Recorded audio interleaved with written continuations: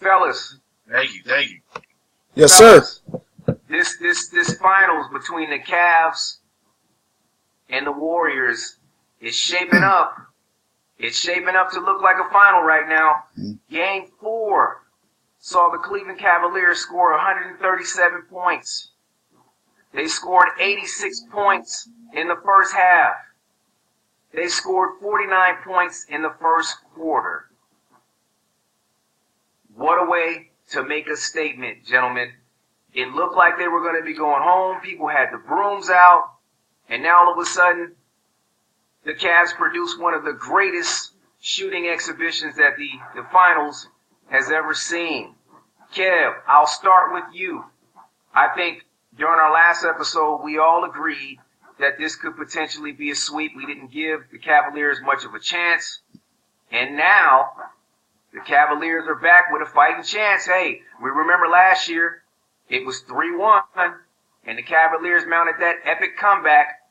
Guess where the series sits at right now? It's 3-1, headed back to Game 5 in Oakland at the Oracle. Kev, are you still sticking with the Warriors? And if you are, how many games? And we'll start with the prediction for Game 5. Yeah, Warrior fans, rest easy. You're up 3-1. No one blows a 3-1 lead. Nope. They'll end this thing in 5. They'll be celebrating in Oakland, California. The Oakland Warriors will bring a championship back to the Bay Area. Now, one of the things that I look at when we talk about professional series, especially baseball, NHL, and the NBA 7-game series, it's hard to close out. It is hard to sweep as well.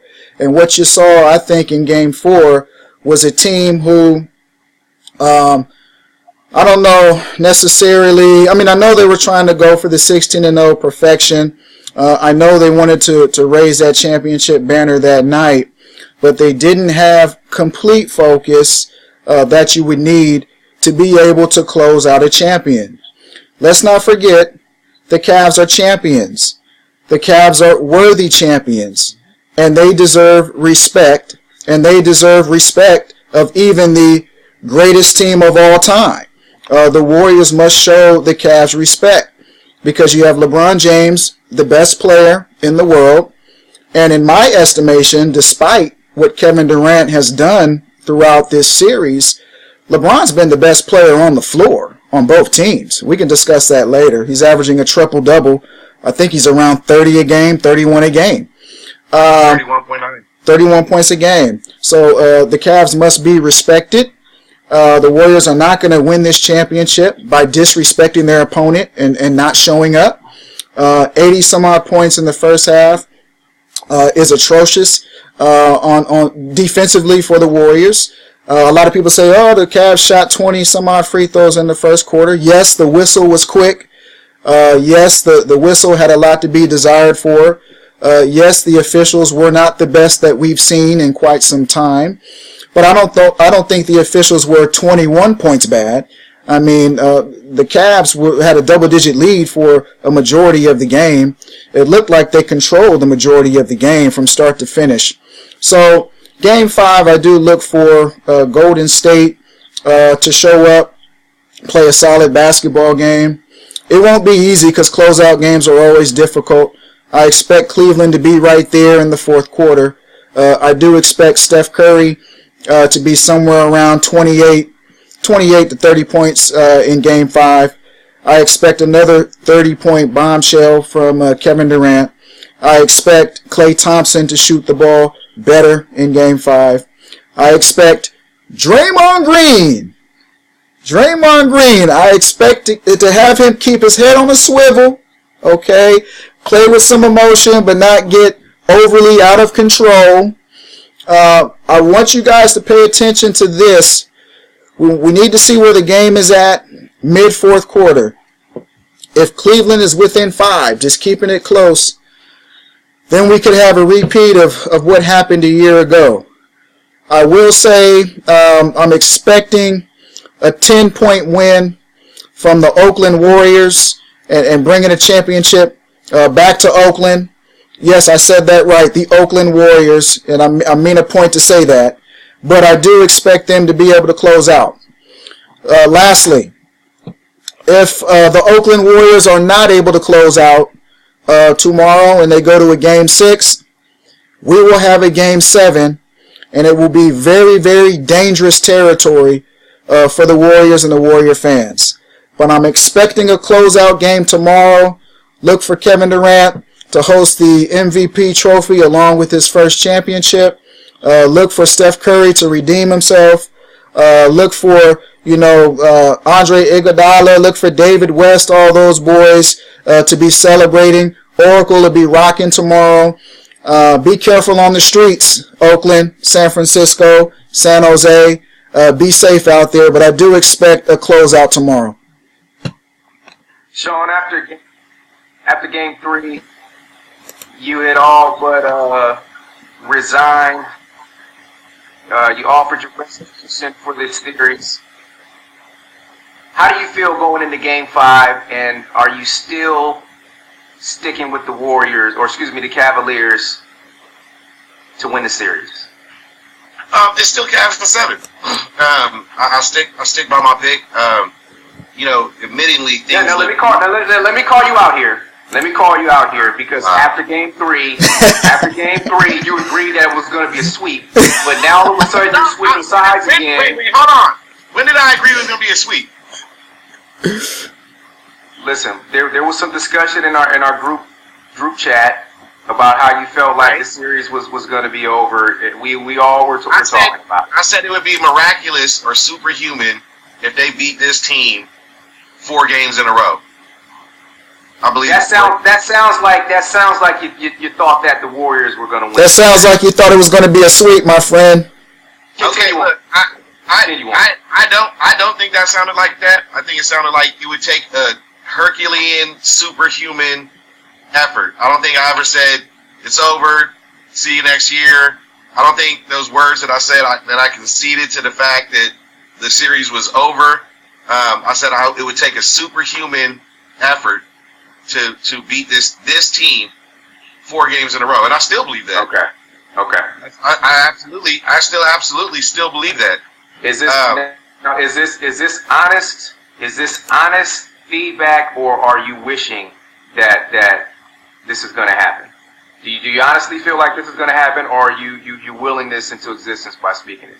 No, I don't think I'm willing this into existence. Okay. And here's why. And the reason why I'm pointing that out is because you're on the record right now, so you are going to look like a genius, my friend. If this thing pops off the way that you're saying it is, I'll be the first to tell you, right? I already think highly of you, but I'll be the first to tell you in front of the world that you are a genius. And let me say something. Before you continue, Sean. And I don't think your theory or prediction is far-fetched. Tomorrow's going to tell us a lot about how long this series can go. So I'm going to say that, Sean. I don't know if that's. Here's my thing. In sports, for all of us that have played sports, for all of us that have sat in a dugout down 11 runs in the 7th inning and started putting on a rally cap and said, you know what, things look bleak, but we're not out. Watching the Red Sox come back from 3-0 to the New York Yankees. I mean, one thing that I've learned in time over sports is that if you have an indomitable will and you're able to change momentum and change things, that things become possible. And I never doubt greatness. I always feel as long as you have the greatest player on your team, I felt that way about Jordan, you're never out of it. Things look seemingly like, gosh, man, this looks like the game is a wrap, like game is over. But I've seen fourth quarter comebacks. I've seen it in Super Bowls. I've just seen too much in sports to say that things are impossible. I will say, and I'm on record as saying that it would take a superhuman effort. But here's one thing that I've seen, and it's bigger than X's and O's. It's bigger than numbers on a stat sheet, and it's the way that the confidence has changed during the series. The Cavaliers really felt they let one slip away in Game 3. They really had a chance to win that game. Some bad turnovers down the stretch, some great Golden State defense, and a huge dagger shot by Kevin Durant. And you usually see how a team react after they take a team's best punch. And I think they've taken Golden State's best punch. They got mollywopped in the first couple of games. And in a game like Game 3 is one that can break your will. That you go into Game 4 and just get steamrolled. And you want to see how a team is going to bounce back after a crushing defeat. And after a crushing defeat, they came back and had a historic performance on the offensive side, from a point side, from points and a half, from three-pointers made. And normally you would say, oh gosh, these guys had a historic performance. It took a historic performance to beat them. What are the chances of them repeating their performance and getting the free throw advantage in their end, all of those things? But this isn't really an aberration with this team. This team set a record for threes in a game during the season, regular season. They set a record for threes in a game earlier in the playoffs, and now they just set one for the finals. I think what also that you're seeing is that some of the defense that was stifling by Klay Thompson early in the series that was really bothering Kyrie Irving. Kyrie Irving has found out something, and nobody on that team can guard him. I've never seen such a wide array of layups and finishes at the basket, and his confidence. He has Klay Thompson on skates now. He has the defender that they went on him starting to look bad as well. LeBron hasn't been sidetracked. I mean, he's averaging a triple-double. He's having another historic performance in the finals, and what we knew coming into this series is that they would have to have good bench play, and they'd have to have role players step up. And they obviously didn't have that in the first two games. J.R. Smith woke up in Game 3. I think he had 16. And then in this last game, he shot his highest volume of shots and made his highest volume of shots, and that's where they need J.R. Smith. Love has been kind of touch and go, but and then we saw a resurgence of Tristan Thompson. It's like, welcome to the finals, Tristan. You saw some offensive boards, and you didn't see the same things that worked in the first several games working. So I think the Cavs have played better incrementally each game, and it came to an apex, and I think right now they're peaking at the right time in this particular series. I think they got stunned. I think they knew the Warriors were magnificent, but that level of execution and that pace killed them. And they have to play at that pace because that's Cavalier basketball, but they were getting outpaced in the same kind of matchup. So I'm sticking with Cavs in 7. I think Korver now has started hitting shots. J.R. Smith has now started hitting shots. Tristan Thompson is only one game, but that's necessary for the Cavs to win. Obviously, if they don't have that, they lose in a 5-game series. But I think some of the comments that Draymond Green has made about celebrating on their floor, Cleveland people being not too bright, jabs at the city. This bunch is a prideful bunch, and nobody wants them celebrating on their floor or otherwise. I still think that those guys feel that they haven't played their best game, and they're primed to show the world. And from a psychological standpoint, Kevin Durant's the only one there that the whole daunting, the looming 3-1 remembrance it may not be on his mind, or it may, because how he was in Oklahoma City last year. So, I think confidence is fickle, especially at this stage. You see guys have great games and then horrible games. Confidence is fleeting. Klay Thompson has woken up, but then Steph Curry didn't play as well. So, and they held Durant to a lower percentage in this last game. What you were seeing in the first couple games, wide open dunks, wide open lanes, bunch of confusion. They've tightened a lot of that up, and I think things are trending in the way of the Cavs. And I see them winning the next game. And like I said, I think Cavs in 7 still. But it's going to take a superhuman effort. So here's what I saw from from Game 4, and I'll have to disagree with you when you say that the Cavaliers haven't played their best game. You score 86 points in a half. You score 49 points in a quarter. You score 137 points against one of the top defensive teams. I think that was their best game. I think they were a wounded animal. I think they had listened to the comments that Draymond made. They listened to the comments of all the pundits that said that they were going to get swept. And they came out and they played, to your point and to your credit, they played more like what we were expecting from the Cavs. But this was my takeaway from that game. And as Kevin mentioned, it was a terribly officiated game. Cavaliers shot 22 first quarter free throws, which really stifled the pace for the Golden State Warriors. But again, with that said, they still had their opportunities. Steph Curry didn't step up in a closeout game, and Kevin Durant was out there doing most of the legwork. And quite frankly, the Cleveland Cavaliers just didn't miss. Kevin Love, I believe, was 6 for 6 from three-point range. J.R. Smith was hitting 30-footers. Kyrie, as you mentioned, was unstoppable. He has the ability to finish with either hand. His one-on-one breakdown ISO ability is one of the best I've seen in NBA history. I'm going to throw that out there. There are very few guys that can get buckets like he can. And LeBron, as we know, is LeBron. He has the ability to control the pace. He can get to the basket pretty much at will. And he's been knocking down his three-point shots. So Kyrie and LeBron, I think those guys are going to show up for Game 5. Here's where the Cavs run into problems. Kevin Love, are you going to be able to go 6 for 6 again? J.R. Smith, are you going to be able to give them the type of production that you gave them in those 2 games at home? Kyle Korver, are you going to be able to step in and give them some production?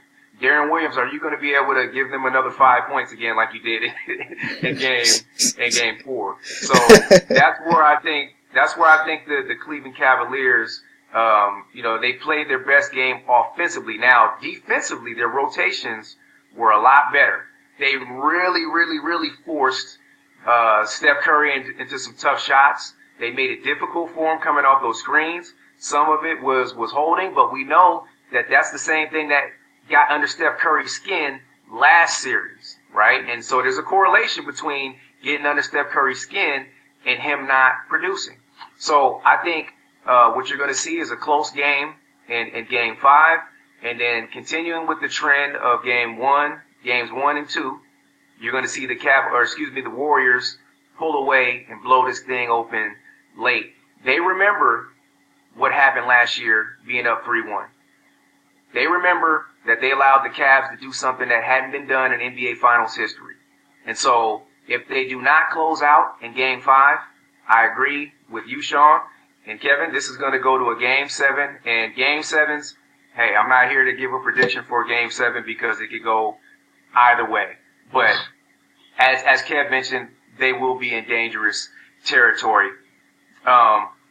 So sticking with the same topic, and I'll start with you, Sean. Can I just say one thing? Yes. Before we segue, aren't we really one Kyle Korver short corner 3 from this series being 2-2? We are, Sean, but here's the thing. We could make a case for any close game going either way.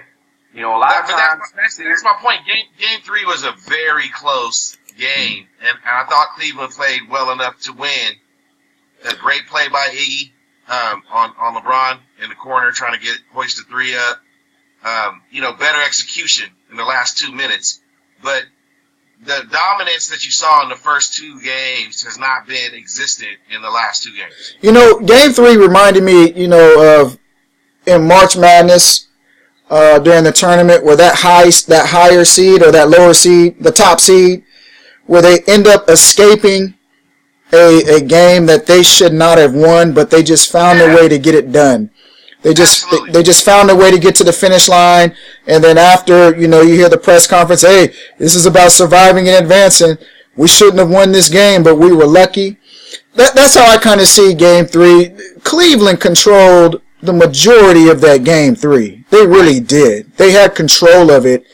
And it never felt like, and even though it never felt like to me that Golden State would be able to come back and win that game. I never felt that way.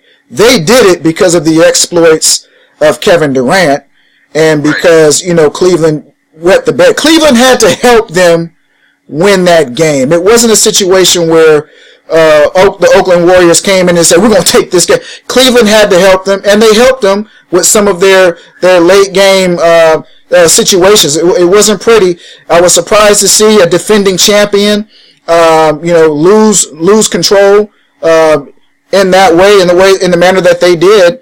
But again, it goes back to LeBron James. He's always going to make the right play as opposed to forcing shots up or, playing, guys want to see him go up to the basket. I wanted to see him go to the basket and lay it up or get to the free throw line. But LeBron's going to play the way LeBron does. Dishes it over to Korver. He's only there to hit those types of shots, and he doesn't. And then you have a lethal guy like a Kevin Durant who's not going to allow anything to go to overtime. He's going to say, no, we're going to win this on the road.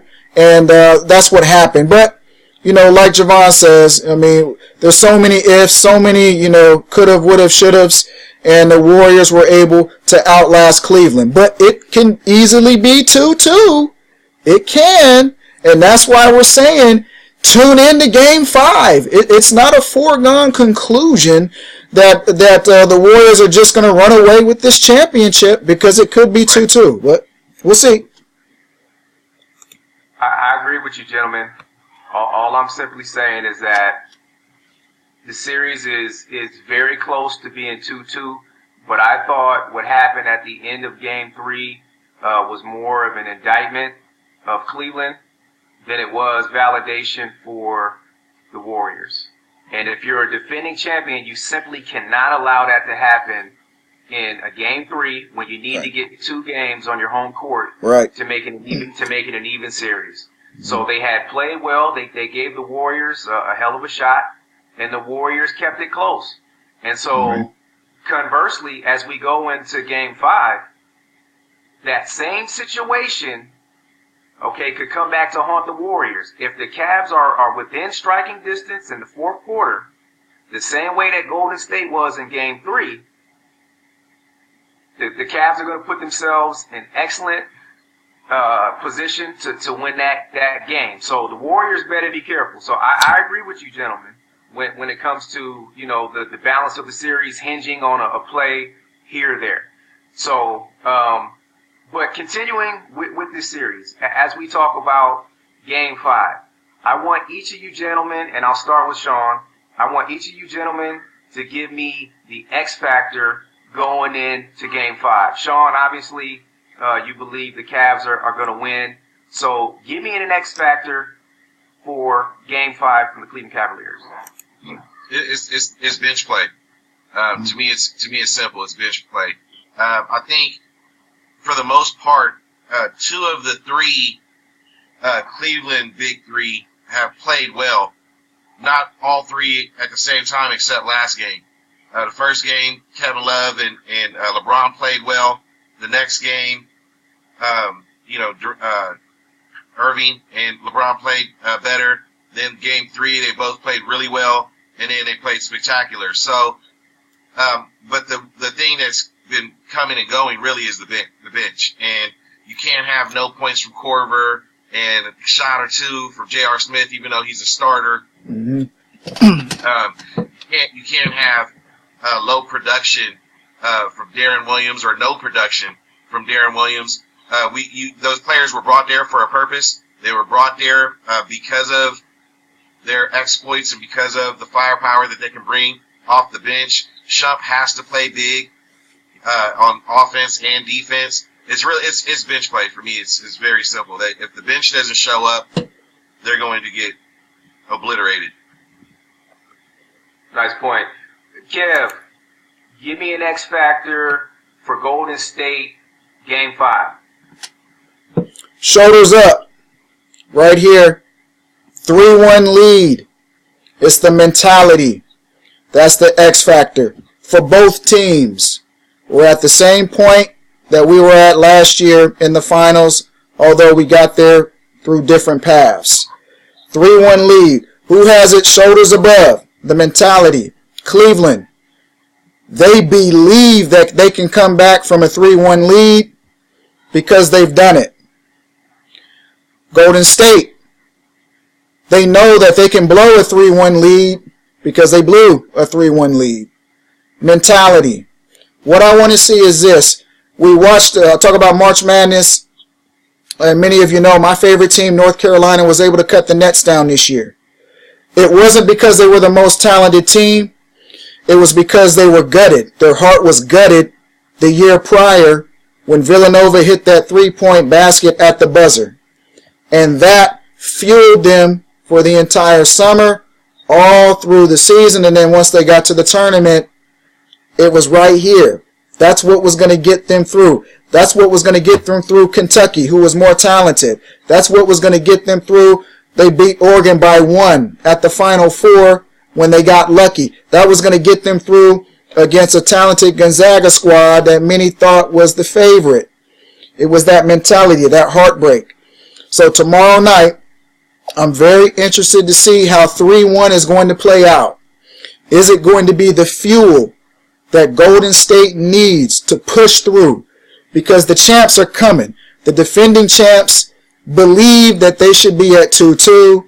They believe that they're going to win tomorrow night. They believe they're going to come back from 3-1. So can Golden State take that heartbreak of last season, knowing that they blew that 3-1 lead, and can that power them through? The crowd's going to be gassed up. Oracle Arena's going to be going crazy. But it's going to be right here, the mentality. Are you able to calm yourself during adversity? Draymond, are you able to calm yourself during adversity? When you get called for 2 ticky-tack fouls, are you going to get a technical foul, or are you going to be able to calm yourself? Steve Kerr, lots of back problems. I saw him jump off the bench a couple of times in Cleveland. Is he going to be able to keep his team relaxed? Kevin Durant, this isn't your first 3-1 rodeo either. Remember, last year you had a 3-1 lead. You weren't able to close. So he's another guy that's going to have to deal with this. Steph Curry, where's his mind going to be at? He mentioned Game 7, one of the most devastating, probably the most devastating loss he's ever had in his career. Said it took him 6 to 7 months to get over that. Klay Thompson, all of the guys. So that's what I'm looking for tomorrow. At this point, when we get this far into a series, there's maybe 1 or 2 more adjustments a team can make. Other than that, it's all heart, it's all execution, and it's all mentality right up here. So for this Game 5 tomorrow, don't expect, 3 or 4 big-time adjustments being made. There's really nothing else that you can do. Both teams have seen everything that you can throw out there. We're going to pay attention to who's officiating this ball game. We're going to pay attention early first quarter. Are they going to allow Cleveland to be able to clutch, bump cutters? Are they going to allow Cleveland to do that? Or are they going to call it really tight? That's something else that can give us an idea. Also, I know it's just Game 5, but Game 3 and Game 4 were some of the most intense basketball games we've seen in the finals in quite some time. So I want to see legs. How are guys' legs? Remember, Golden State jump shooting team. They did add Kevin Durant, who can go down on the box and get some things done in the low post. So I want to see where the legs are at. Are we going to see a lot of threes? Are we going to see a lot of makes tomorrow? But the biggest thing for me, the number one factor, the mentality. Above the shoulders. Who's going to be able to keep it together? And that 3-1 lead, is it going to affect the Warriors more, or is it going to affect the Cavs more? You'll know by who wins. My X factor is going to be the fans at the Oracle. The Cleveland Cavaliers really got a boost from their home fans. I felt like the Cleveland Cavaliers fed off that energy when Kyrie got going. He fed off the energy of the crowd. J.R. Smith fed off the energy. And LeBron, he's the best. So he's comfortable everywhere. But a lot of those bench players fed off the energy as well. Richard Jefferson, who did a decent job on Kevin Durant, he was feeding off the crowd. Tristan Thompson clearly fed off the energy of the crowd. So I think now in Game 5, I think the Oracle fans, the onus is on them to do the same thing for their team in a closeout game. Fellas, moving on. Steph Curry, we had an interesting off-camera discussion about Steph Curry, and a question came up was, why doesn't Steph Curry get enough questions about not coming through in closeout games? As we can think back to last year's series, again, the Warriors were up 3-1, and Steph Curry did not perform well in the last 3 games of that series. And in Game 4, he had 14 points and didn't perform well in Cleveland. Does Steph Curry get too much of a pass? And we'll start with you, Sean. Does Steph Curry get too much of a pass because of his likability and that golden boy image?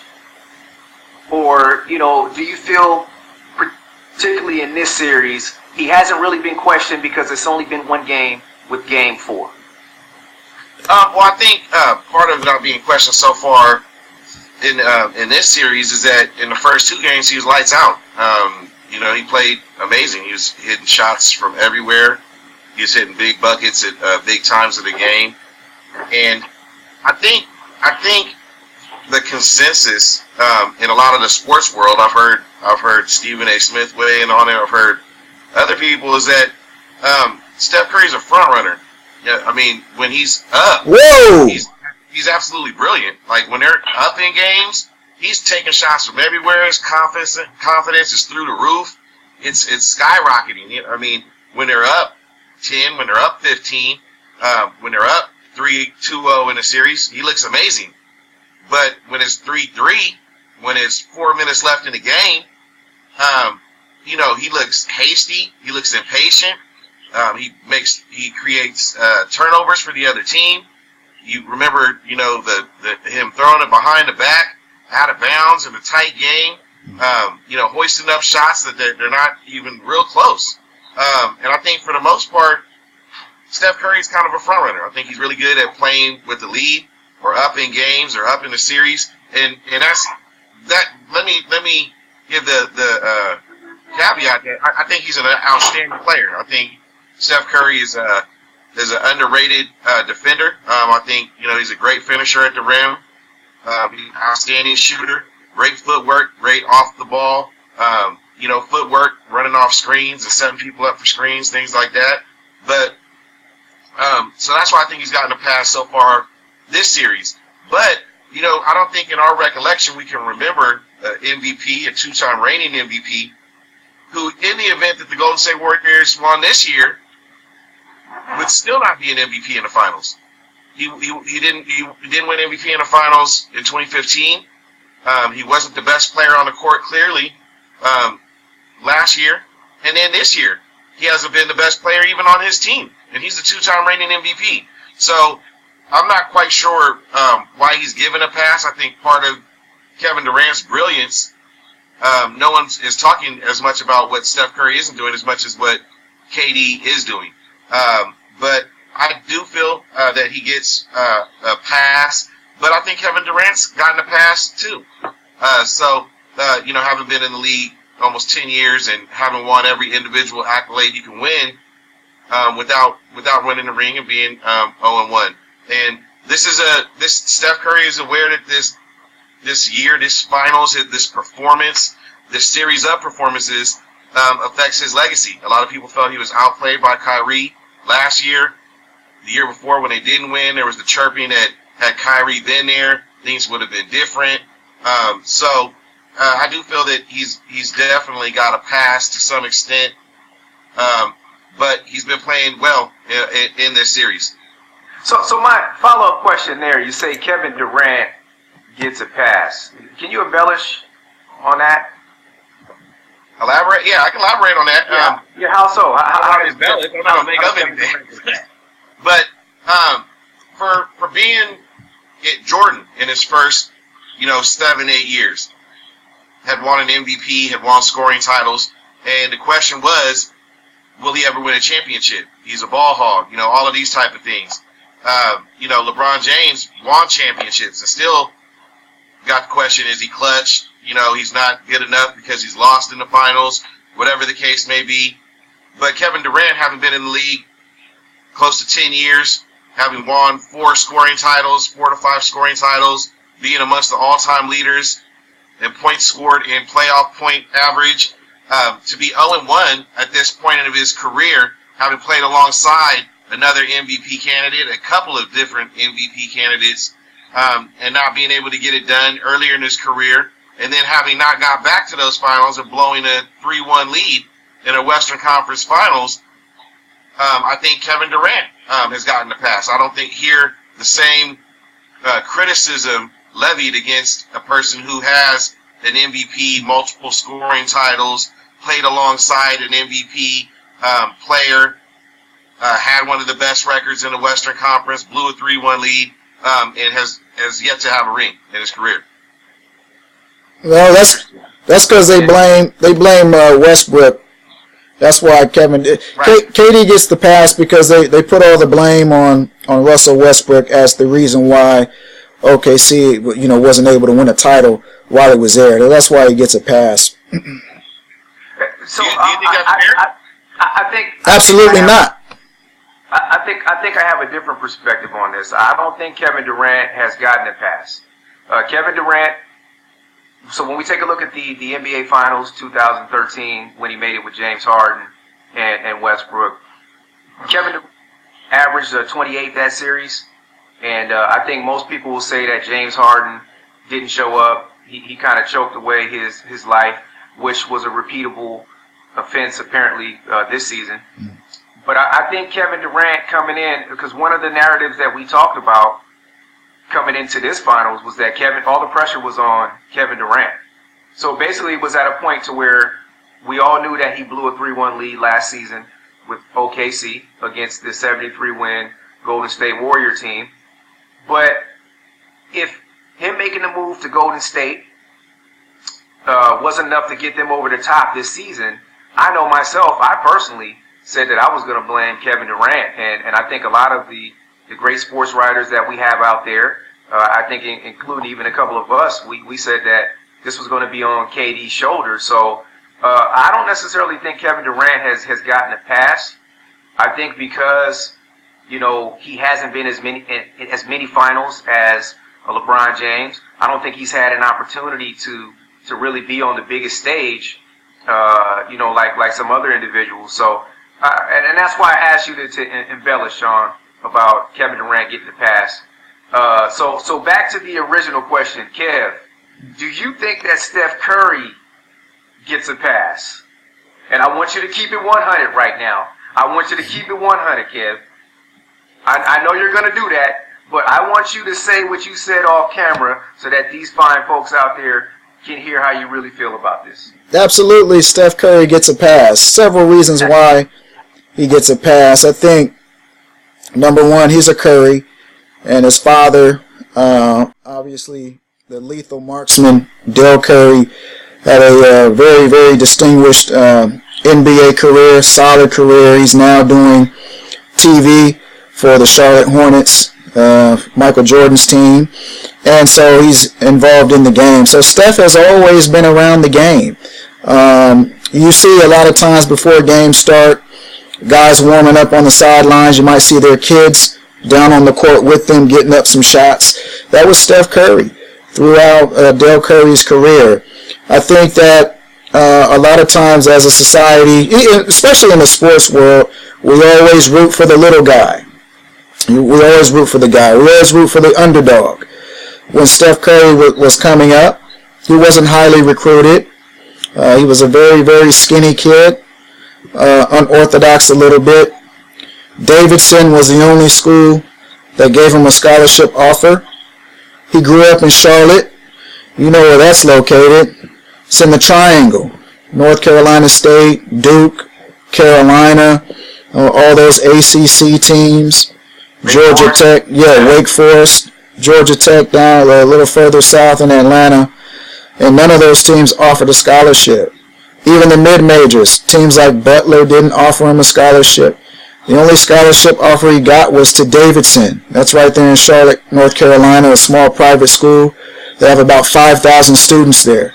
So that was it. So watching him grow and develop there at Davidson, and then he became the darling of the NCAA tournament.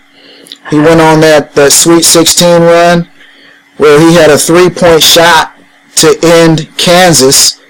That was the year that Kansas won the title, I believe. He could have ended their season. He had a wide open look at a three-pointer. He would have ended it today because we see the lethal marksmanship he is now.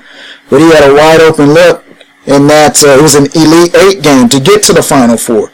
So he got Davidson all the way. So he's had the underdog story all the way up to this point. Married his college sweetheart. The mother and father are still married and together. The all-American family, if you will. Younger brother went to Duke. Played a couple years at Duke. Seth Curry. So he absolutely gets a pass for all of those reasons. And the other night, Game 3 it was at Cleveland. This is just an example of getting a pass. This is something that a guy like LeBron James would not have been able to get away with. Michael Jordan would not have been able to get away with this. Your teammate hits a dagger three to take the lead, and you squat on the road, on the court, as if you're defecating on the court. Now, this took place at Gund Arena. Well, it's not called Gund Arena no more. What? Quicken Loans. It's called Quicken Loans Arena now. When it was first built, it was Gund Arena. But he's defecating on the court, and there's still another 15 seconds left in the basketball game. He gets a pass. There's one mention, maybe a couple of mentions made of it, and then he explains it away. Oh, I don't know what I was doing. And then that's it. It's not even a story anymore. I don't know what I was doing. Yeah, it's not a story anymore. That's part of... I don't know what I was doing. Right. And then, the whole unanimous MVP. So I think there's a lot of reasons why he gets a pass. I think media types, media members, and remember, Bay Area media is one of the strongest that we have in the country. I think it's the 5th media market in the country, so they have a very powerful voice, Bay Area media. But I think that it starts with media types who wanted to quickly anoint Steph as the best player in the game, and they wanted to take that crown from LeBron as quickly as they could. Let's be honest. There's not a lot of media type that like LeBron James. Okay? Let's just be honest about that. All right? And they wanted to take that crown from him as quickly as they could and give it to Steph, which they did. And then he comes out, he's not able to finish off the series from last year. It's the excuse to knee. Oh, his knee was bad. If he's on 2 good knees, he would have had a terrific series. Well, the year before he had 2 good knees in 2015, and Andre Iguodala won the Finals MVP. So Steph Curry definitely gets a pass. I think it has to do with the fact that we love rooting for the underdog. His story, even though he grew up in a privileged family, he was an underdog in terms of his athletic ability and be able to follow in his father's footsteps. So I think not only that, but the fact that he's the best shooter that we've ever seen as well. Okay? So that also helps him to be able to get a pass. It's a make or miss league. You're not always going to hit your 3-point shot, so on and so forth. So many excuses that have been built for Steph. But my question is this.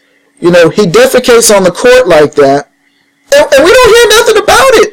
The only way I found out was on Twitter from a guy that's not even in the media. He posted it on Twitter. He had a still frame of it on Twitter. No one bats an eye about it. No one cares about it. But if LeBron James would have done something like that, we wouldn't have heard the end of it.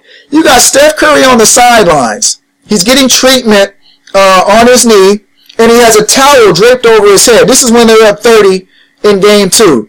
As if to say, I'm completely bored from watching this game. I'd rather go to sleep than to watch my teammates out on the court. Can you imagine if a guy like J.R. Smith was on the sidelines in Game 4 and put a towel over his head as if he was sleeping on the court, whether he was getting treatment or not? Could you imagine what the backlash would be? That's why I say he gets a pass. Kevin, it's just like what he writes on his shoes, apparently. He can do all things. He can do all things, man. Gentlemen, well articulated. I do take exception with one thing that you said, Kevin, and I will not give you a pass for that when you say that media types don't like LeBron James. You know, as you're trying to illustrate your point, I understand you need to have something to measure your point against. But while LeBron James has received more than his fair share of criticism, it hasn't necessarily come from the media as much as it's come from those people that love Michael Jordan and those people that don't want LeBron to be considered ever. Jason Whitlock, Skip Bayless. There's certain media. These guys aren't credible. Okay, but they are media types. But they're media types that have a big following, are they not? But that's two. Okay, there's a lot of people that love LeBron James. So the anti-LeBron sentiment is not flying. It's not flying over here. You're never going to have somebody that likes everybody, right? I mean, you're not going to have someone that has everyone that likes them. So with the exception of those two, right? And Jason Whitlock I'm dumbfounded as to how he still even has a job. This guy's a complete absolute clown. Skip Bayless, we all know, he doesn't know much about sports. He doesn't. He's a great personality, right? He works well on TV, but he's not the biggest knowledge base when it comes to sports. So a lot of the media wasn't ticked off over how he handled the decision. Are you going to really tell me that? Listen, the decision was a debacle. We understand that, man. The way that was handled was a debacle. LeBron did that, and his team did that to himself. They've been sharp when it comes to handling LeBron's business. That's why he is as successful as he is. He's a role model, and they've done a great job with his image. LeBron has also contributed to that by not getting in trouble outside of the court and by handling himself in a class, manner throughout the course of his career. But the decision was a terrible decision. Everybody understands that. So, if that's the biggest thing that you can get him on, and then also when he went over to Miami, right? Again, there were some people that didn't necessarily like that. But to say that there's this anti-LeBron sentiment throughout the media, I can't confer with that. But again, well-articulated points on both sides. Moving on to our last topic before we get to our on the bench, this idea of a super team. There's been a lot of criticism from a lot of different folks when it looked like the Warriors were going to cruise easily to a sweep before Cleveland showed a bit of resistance in Game 4. There were a lot of folks, including our very own Kevin Cornegay, that feel like super teams are eventually going to ruin the NBA. Let's put it out there, fellas, and I'll start with you, Sean. Do you think this idea of the super team is ruining the NBA? Because I can tell you right now, there's been speculation about maybe a Paul George potentially linking up with LeBron and those guys. As we see Kev laugh at this. LeBron going to LA Lakers. Or LeBron going to the Lakers. What's your take on NBA super teams? I think. Hey, can I say something real quick? Yeah. When is this gonna stop, man? So we're talking Paul George going to Cleveland, or LeBron going to San Antonio, teaming up with Chris Paul. Now we have everybody going to San Antonio. When is this stuff gonna stop, man? When is this gonna stop? You know what, Kevin? You know when it's gonna stop? When competitors stop being competitive. Right. That's when it's gonna stop. It's gonna stop when competitors stop being competitive. This is the thing about NBA fans. Their memory is so revisionist. You know, casual fan. I mean, gosh, if they didn't know any better, they wouldn't think that super teams is what saved a slumping league. Okay, back in the '80s, when Magic and the Lakers Showtime were playing the Celtics. Magic, Kareem, Worthy. I mean, right there. Come on. If Byron Scott wasn't any like scrub or something, like people really forget that super teams has been a part of the NBA since really its inception. I mean, obviously it had to do with the talent pool was smaller at one point. There was less teams, so the talent was more evenly distributed. But you talk about teams that had Elgin Baylor and Jerry West and Gail Goodrich and Wilt Chamberlain, and then you talk about teams that had Oscar Robinson and Dandridge and Kareem Abdul-Jabbar, and then you talk about the Lakers or the Celtics, or you talk about Mark Aguirre coming to the Pistons to meet with Joe Dumars and Dennis Rodman and Isaiah Thomas, and teams are only criticized for having a quote-unquote super team when they win. And that's the only time. When the Lakers got Gary Payton and Karl Malone, no one made a big stink about it. You know why? Because they didn't win. They lost to a team that had not one MVP. They lost to a team with Chauncey Billups and Rasheed Wallace and Tayshaun Prince. It only matters when they win. No one cared about Paul Pierce and Ray, all those guys going to Brooklyn. You know why? Because they didn't win. When they went there, they didn't win. People only care if you actually win when you have a quote-unquote super team. And not only do I think it's not bad for the league, I think it's great for the league. If you look at the ratings, if you look at the highest rated finals, guess what? Super team. No, you know what? No one wanted to call the Spurs a super team. I never heard them referred to as a super team, but they have 3 or 4 Hall of Famers. They were. Yeah. Right. Yeah, on these dynasty teams. You look at these teams. You look at these teams that even after Shaq and Kobe, it's not like Paul Gasol was a scrub. He was a perennial all-star. He was like a 5, 6, 7-time all-star when Kobe got to meet up with him. These are great for the NBA. You look at when the Lakers and Celtics got to play, and it goes to a Game 7, and you have KG, you have Rondo, you have Allen, you have Pierce. Then on the other side, you have Kobe, and you have Paul Gasol and Ron Artest, and the guy that's been a Defensive Player of the Year, and all of these individual accolades, and all the stars are coming out. Who doesn't want to see that?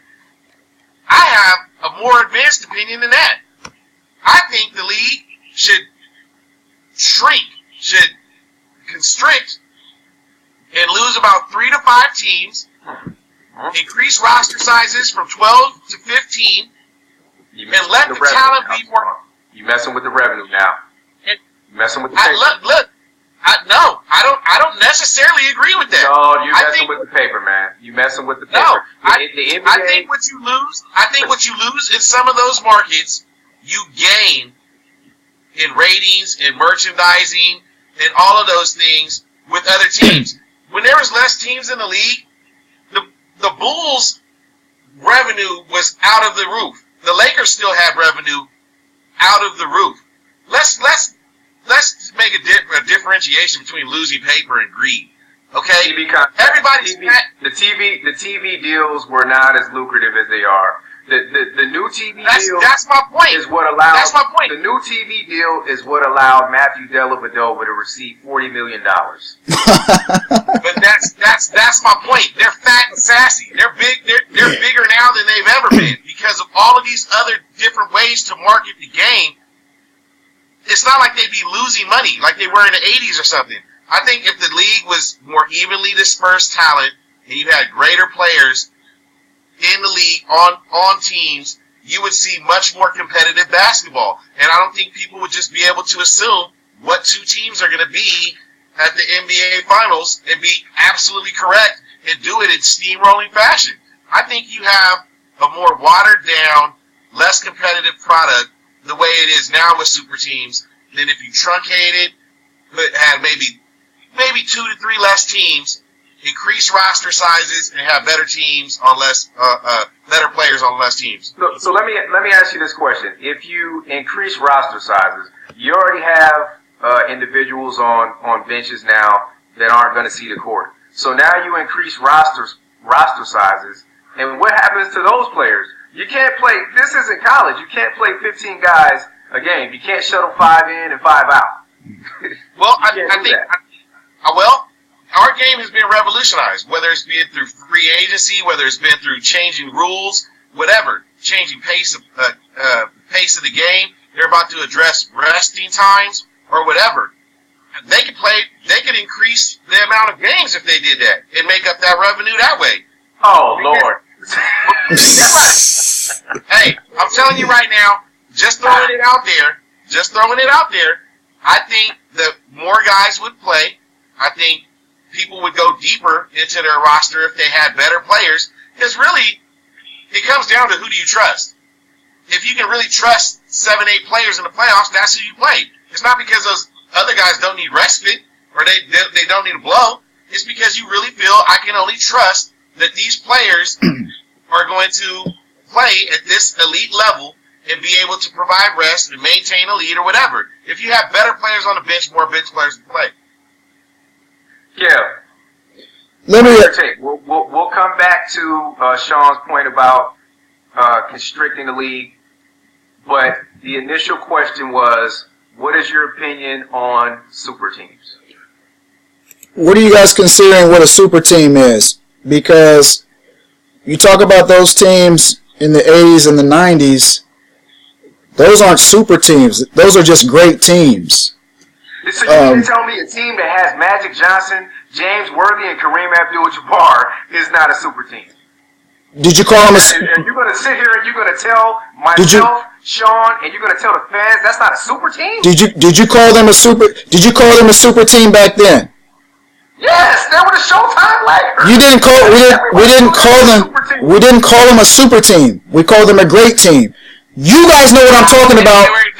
You guys know what super team means. Now we're talking semantics. You know what a super team is. We're talking semantics, kid. You know what a super team is. A super team is when a franchise guy from one franchise and is the bearer of that franchise moves to another team to team up with who has another franchise piece. That's what a super team is. So it's the best player on one team leaving to join the best player on another team, and they're both Olympians. That's what a super team is.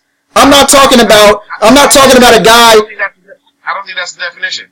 What's the definition? I think the definition is when they have top 5 players. There you multiple go. Top 5 players on the same team. Multiple top 10 players.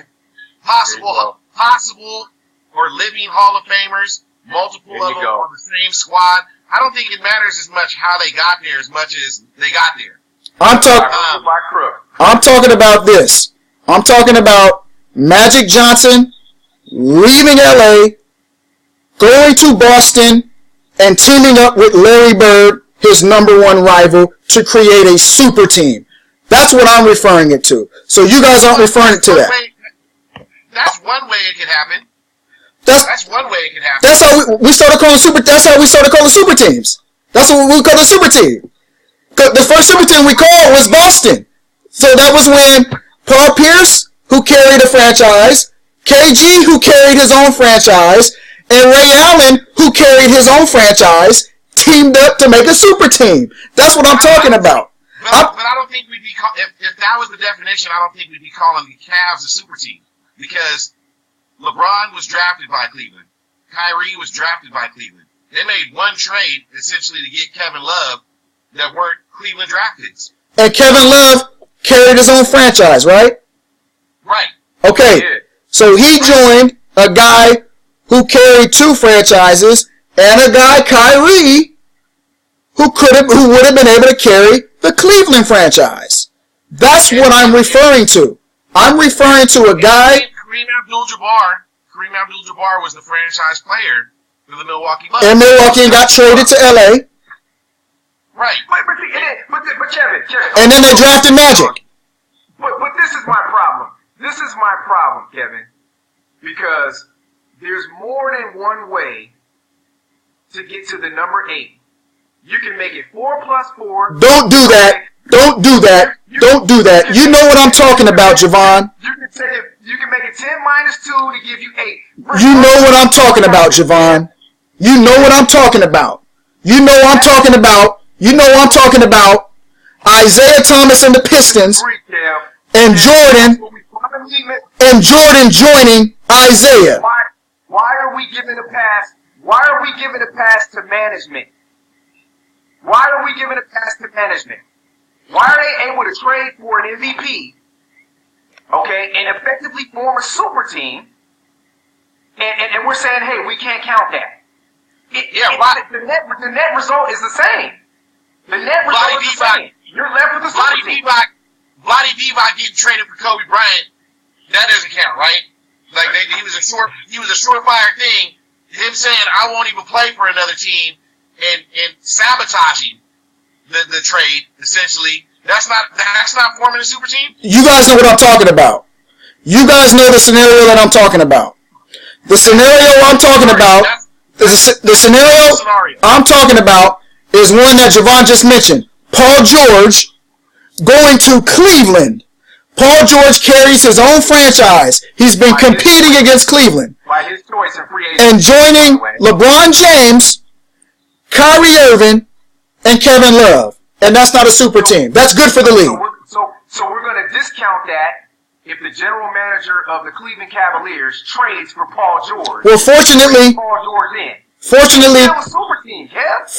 that won't happen because the collective bargaining agreement, they're going to make sure that all of this stuff doesn't happen. Eventually, you're going to have 5 Olympians on a starting lineup versus another 5 Olympians in a starting lineup. That's 10 Olympians. You only have 13 players that can play in the Olympics.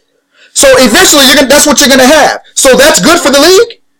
Who wouldn't want to see the original Dream Team versus the second Dream Team with LeBron and KD? That's not what you want to see. This is what you guys want to see. Because I know how you guys are. This is what you guys want to see.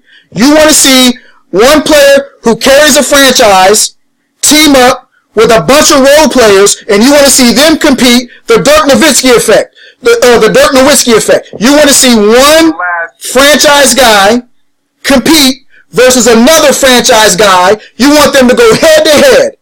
And you want them to build around that one franchise piece. That's what you want to see. You don't want to see this. If we're going to play by those rules, okay, for purposes of keeping this thing moving, okay, what you're saying, we'll take that at face value. That's how we're playing. So then who's to blame? Who's to blame for the proliferation of super teams? Who's to blame? Because Sean Dustin's boy LeBron James and your boy LeBron James, okay, effectively helped set this whole thing off. You blame the whole thing off. You blame the Celtics. You blame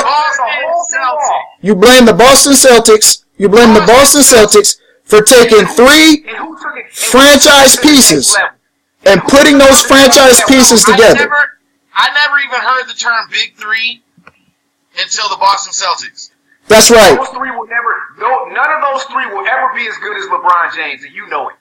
Both of you. What's your point, though? None of those 3. My point is that when LeBron James does it, it's a little different than when everybody else does it. Yeah, but we're splitting hairs. Let me say this. But we're splitting hairs. We're splitting hairs. We're talking about over the hill. Kevin Garnett. Yeah, let's be honest. Kevin Garnett was on the other side of his prime. Indeed, he was. Do you mean the guy that in his first year there won Defensive Player of the Year? That Kevin Durant? Now. Yeah, how much for the average? Now check this out. It's all over the hill. How much for the average? Let me ask you guys this. Let me ask you guys this. During the 80s, that super team era, which you guys conveniently call it, the Lakers and the Celtics were the two dynasty teams. Is that correct? That's correct. All right. They won 8 championships. Did they meet 6 times in a row? Because that is what you're going to get.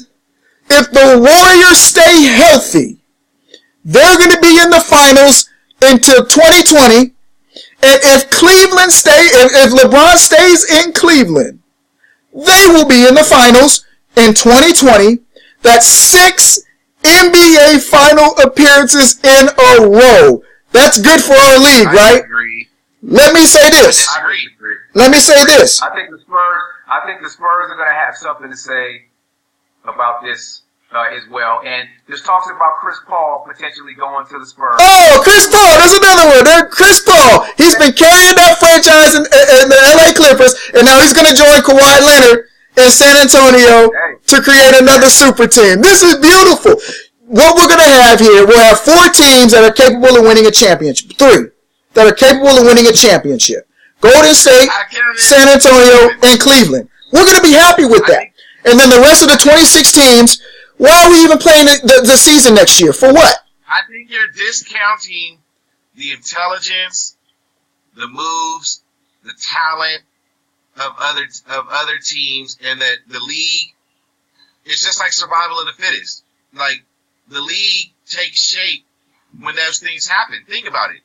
When Kobe and Shaq looked almost undefeated, like you couldn't beat them. I mean, they won 3 in a row, looked like they were primed for 4, and here comes a team without a single star, with 4 really good players that played well together in a great system, that played on a string on defense, that had players that had clutch experience, and that beat this juggernaut. Where they ended up breaking it up after that. Like, I mean, look, man. You know, the Detroit Pistons, and quite honestly, that was the Pistons in the 80s, too. You had the Celtics and the Lakers, and here come the Pistons through the back door. Here they come. Here comes this draft pick. Here comes another draft pick. All of a sudden, you bring in another guy, and guess what? We're in there. We're in there, and we're in there with the big boys. And we're winning back-to-back championships amidst dynasties. You're discounting the fact that the league evolves. Other teams understand what counteracts the styles of play. And there's a lot of talent. It's not just great players that win championships. Great teams win championships. There you go. The Minnesota Timberwolves are a couple years and one super player away from joining Wiggins, Levine, and Karl Anthony Thomas. Okay? Vaughn. Yeah, I know. We got to wrap it up. Well, no. I got a question. Yes. If the Warriors stay healthy, are they going to the finals next year? No question. Sean, if Cleveland is the way they're constructed now, are they going to the finals next year? Very possibly, yes. Can I read you guys something real quick before we segue? Okay. Major League Baseball, last 5 World Series. Chicago Cubs versus Cleveland. Kansas City Royals versus the New York Mets. San Francisco Giants versus Kansas City. They got back. Boston Red Sox versus St. Louis Cardinals. San Francisco Giants versus the Detroit Tigers.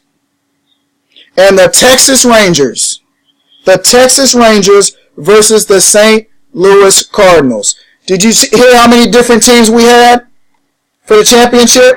And how many of those? Can I do football? Did you watch? How many of those seasons did you watch? Can I do football? Let's do football. Super Bowl real quick. New England, Atlanta Falcons. The Falcons. Denver versus the Carolina Panthers, who went from worst to the Super Bowl. Worst to first. Seattle Seahawks. New England. Denver, Seattle. The Baltimore Ravens versus the San Francisco 49ers. The Green Bay Packers versus the Pittsburgh Steelers. And let me get another one. The New Orleans Saints versus the Indianapolis Colts. That's what we need in this league. We need different teams to get to the championship round. We can't have predictable finals. You didn't mention, Kevin? You didn't mention that the Patriots were in almost all of those AFC championship games. Right. But they got beat. Wait. They got beat, though. They got beat. Just like those Showtime Laker teams, they didn't get to the finals 9 years in a row. They got beat. Can I ask you a question, Kevin? Yeah. Okay. The structure of Major League Baseball. Very true. I know where you're going. They play sets. They play Thursday through Sunday, whatever. Okay? So their regular season mirrors what you see in the playoffs. 4-game set, 7-game series. Football, same thing. Guess what? You play one time, you're done. On to the next week. Go to the playoffs, one time, you're done. On to the next team. Basketball, out of those major sports that you mentioned, is the only one whose regular season does not mimic the playoffs at all. Single game. Okay. So the familiarity that you have with opponents in those other teams creates parity as well. That any team can win. Great point. You don't have that in basketball. So comparing sports that's regular seasons do not mimic their playoffs, and the NBA being different in that sense has a lot to do with that. But here's another reason why. Creating the super team in a basketball setting is detrimental. It's because you can make one free agent signing of a great player, and one guy can change the fortunes of an entire franchise. One player. One guy can do that. Right?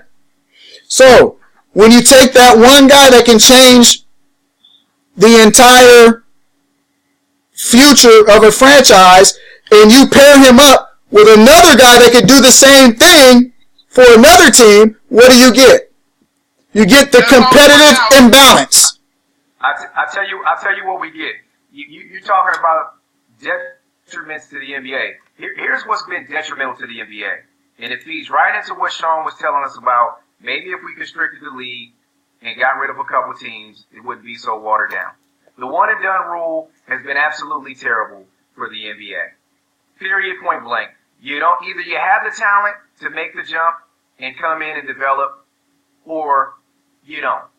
And so by going to college for 1 year, knowing that you're going to come in as essentially a developmental player, and it's going to take you 3 or 4 years to develop, that's contributing to the NBA being more watered down. And I'm sorry, instead of being watered down, I would rather see these super teams clash and give us that elite level of basketball at some point in time. Because when you watch the regular season, quite simply, there's some throwaway games out there that you don't even need to bother watching, period. So I'd rather have some elite basketball, even if it comes in the form of 2 or 3 or 4 teams getting back to the finals repeatedly. But gentlemen, we'll be sure to touch on this topic again. Absolutely. We'll probably expand on it in our next episode. But we're drawing to a close of episode 8. And as always, we're going to take you out with our On the Bench segment. And I can tell you that this is going to be a little bit different. Typically, we'll have one individual bring the On the Bench segment. But we're about to pack somebody out on this one. We're effectively going to jump this individual, and we feel good about doing it. So with that said, we're going to have Sean lead us in with our On the Bench candidate this week. None other than Derek Fisher. Sean, take it away. Derek Fisher, you are a deplorable human being. You know what, man? If I'm a teammate, if I am a player on your team, I don't want to have to look over my shoulder and wonder if you're getting at my baby mom, my current girlfriend. I don't want you showing up around my kids, man, without me there. I don't need you getting in a DUI in the car that I purchased so that my kids could be transported, and you flip it over on the freeway and my name is registered on it. When you make millions of dollars, when you have millions of dollars in your own cars, driving my car and flipping it over. Now look, you'll never get Sean Dustin to defend Matt Barnes. I'm gonna tell you that right now. I can't stand that jerk either. However, there's principles and rules. There's man code. There's all sorts of unspoken rules and spoken rules that govern the kind of interaction that you have with your friends' exes, your teammates' exes, things of that nature.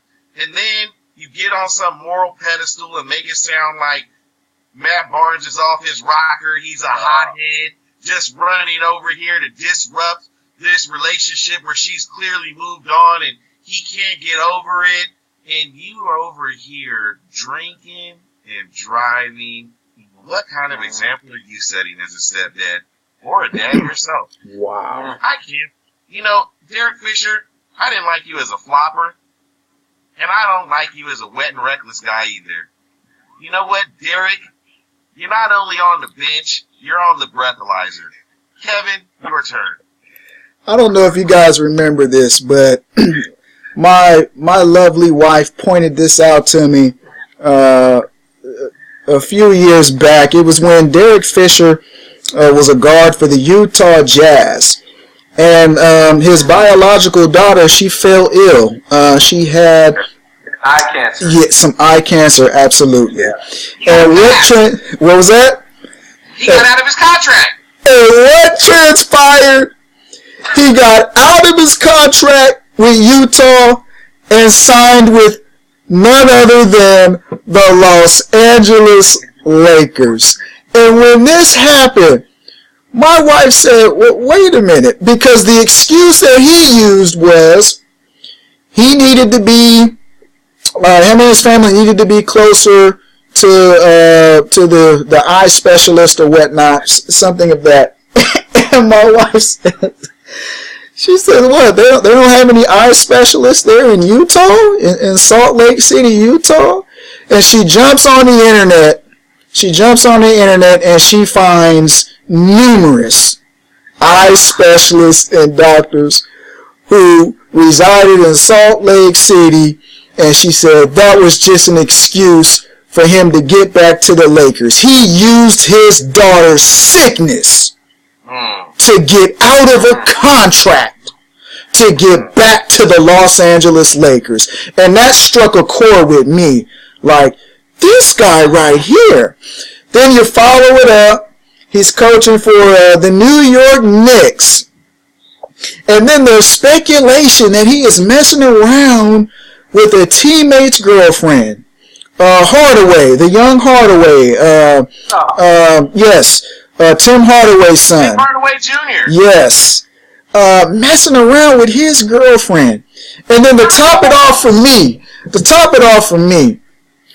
the way that he left his ex-wife. I don't even know if guys realize what he did. She goes to work one day and he completely has all the stuff moved out within a 10-hour period, changes the locks, and it's completely empty. She can't even get back into the apartment that they're living in, and never even gives her a warning that he was ready to get out of the relationship. If you're ready to get out of the relationship, fine. Just tell me, and we can do this the right way. That's fine. I'm not going to hold you hostage. Okay? We'll get this right. Doesn't even tell her that. Then takes a day off from New York Knicks and flies all the way across the country to Los Angeles to get with Matt Barz's ex-wife. This is unbelievable. Derek Fisher, you are a terrible human being. Get on the bench. Get your face off of those NBA shows that I see you on from time to time. I've seen you on TNT. Shame on you, TNT. I've seen you on NBA TV a couple of times. Shame on you, too. Get off. You need to go to some, AA meetings? What are they called? AA meetings. Those AA meetings and get your life right, man. You could have killed yourself and you could have killed a mother of 2 kids. And anybody else's kid. Right. Or anybody else out there. Right. Exactly. For those of you that are friends with Derek Fisher, I offer you today a couple throw-off methods that may help preserve your relationship.